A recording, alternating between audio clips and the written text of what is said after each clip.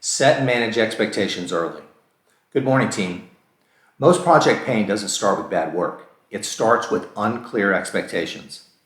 A lot of rework, frustration, delay, and tension on consulting projects can be traced back to one simple problem.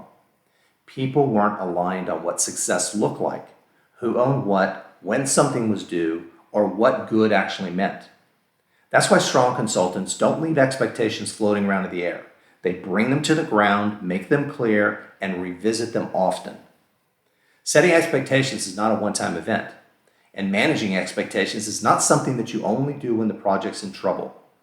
It's a part of the job from day one.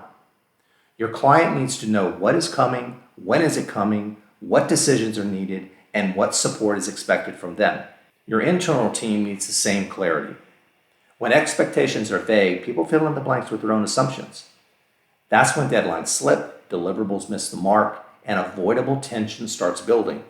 You see, strong consultants reduce confusion early. They confirm scope, they confirm deadlines, they confirm roles, they confirm decision makers, and they confirm what done looks like. They also know that expectations change. That means the job is not just to set them, the job is to manage them as the work evolves. So don't assume your client remembers what was said 2 weeks ago.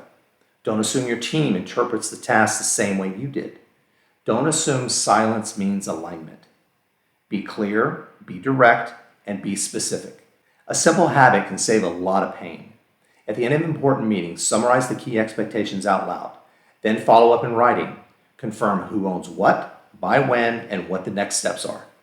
That one discipline builds confidence, creates clarity, and protects momentum. The consultants who earn trust fastest are usually the ones who reduce ambiguity for everyone around them. So this week, don't leave expectations to chance. Set them clearly, manage them consistently, and keep people aligned before problems start. Here's your call to action. At the end of your next meeting this week, summarize the expectations clearly before the meeting ends. Then send a short follow-up note that confirms owners, deadlines, decisions, and next steps. Let's have a great week.